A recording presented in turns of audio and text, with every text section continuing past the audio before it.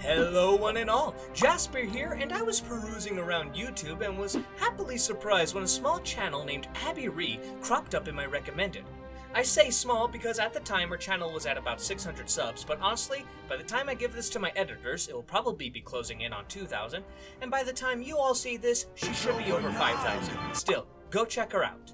Oh fuck, that could be taken the wrong way. Her channel, I'm talking about her channel. Go check out her channel. Ah shit, I should just move along before I dig this grave deeper. In one of her videos, she talks about the decline of strong female characters in modern media, and it got me thinking about the ladies of Westeros and if any of them are strong female characters. Now, what is a strong female character can depend on who you're asking. For example, some might say a strong female character is simply making a good character who happens to be female. I slightly disagree. I think there is a difference between a strong character that happens to be female and a strong female character. A strong character who happens to be a female could, in theory, have their gender switched, and the story beats that's being told does not have to be greatly altered. While a strong female character, them being female, is integral to who they are, but not so important that it's their only trait. Let me use some examples. Sarah Connor and Black Widow are strong female characters in my eyes. One would have to finagle with how the character acts and how the story progresses if one were to just change their gender haphazardly. However, Vi from Arcane is a strong character who happens to be a female.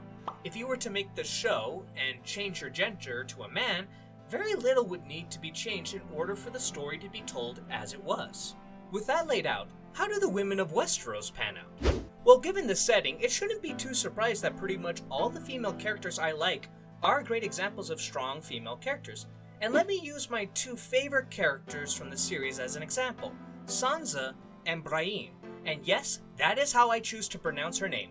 Plus, Brienne is objectively more fun to say than Brienne, so suck it.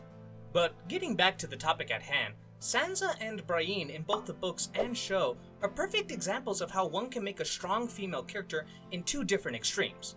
Looking at Brienne, she is the more straightforward depiction of a modern strong female character, as she takes on a more masculine role in the series. She kicks ass, she fights, she kills, but she still possesses feminine traits. She has her not-so-secret crush on Renly and eventually develops one for Jaime.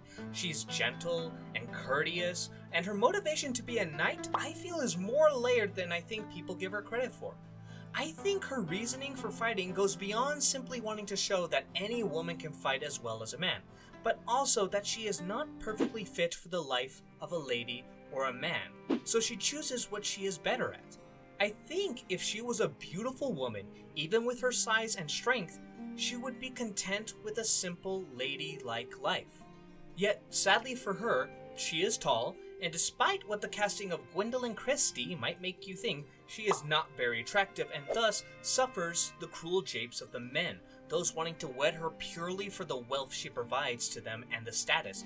Nothing physically, just greed. So the life of a fighter and a knight is easier for her to move into.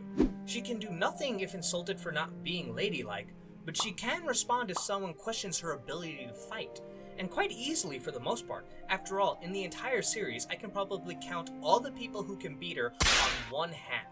But even still, if you think the main motivation is that she wants to fight to prove that she can, then sure, though I would argue that's a bit of a boring take, and I prefer my own. No bias though, clearly. But now moving back to Sansa, who's on the exact opposite side. The most ladylike lady in all of ladydom. A stereotypical spoiled Disney princess-like character whose world shatters when the true cruelty of society is laid before her along with her father's head. Now, I won't lie to you. When I first started watching Game of Thrones when I was in high school, I hated Sansa. She was a prissy brat with a stick up her ass, while Arya was the cool, rebellious fighter. But as I've gotten older and wiser, she's grown on me. Maybe it's because in this day and age, all strong female characters are taking on more masculine roles where they never fail, but it's almost refreshing to have someone who is more feminine and is strong because of it, learning how to manipulate and lie in the dangerous areas of King's Landing to survive, as well as challenging our preconceived notions on what is strength. For example, I don't think many people would argue me saying Arya is a stronger character than Sansa.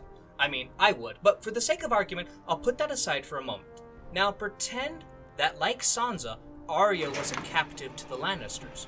She would be dead within a week, and you all know it. She's too rebellious and difficult to have. Joffrey would have her put down like a dog at the slightest provocation. So, does the fact that Sansa would survive make her the stronger character? Well, no, because if you had her escape King's Landing with Arya, she would have been dead just as shit hits the fan. It can make us question, what is strength? Was Robb Stark strong for breaking his betrothal, or weak? Was Barristan strong for keeping his vow to the Mad King, or weak?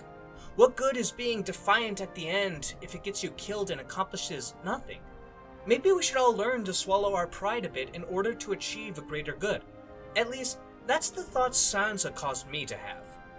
Alright guys, I'll be honest, I was planning on ending this video talking about some of the weaker female characters, but honestly, they're still pretty good. The weakest for me being Dany and Arya, but they aren't that bad. Most of my annoyance with Dany is because of her fans rather than the character herself, and Arya just strikes me as a little bit of a Mary Sue. That's a little bit harsh, but I do feel her story in the book seems to have noticeably more contrived conveniences that happen to work out for her. That's in the books though, completely different with the show however. That shit is Rey Palpatine levels of fuckery. Though, to be clear, I believe that both are still strong female characters. They just aren't the cream of the crop. Also, the variety is quite staggering, and not just in the feminine and masculine matter, but also morally. Brienne, Arya, and Sansa are, morally speaking, excellent characters, though Arya's going down a bit of a dark path, but we'll see how that plays out. Then you got the titanic bitches that are Asha and Cersei, who are quite clearly evil cunts. After all, it's not nearly as impressive to write one good character and copy-paste them 5 times compared to having a far more varied roster. But I think that's enough for today. Please feel free to comment down below on your own thoughts on the female characters of this series. Maybe you agree, maybe you disagree, maybe one of these characters is your favorite, maybe Brienne and Sansa aren't yours. Either way, I love to read all of your thoughts. Until then, be safe, and I hope you all have a wonderful night.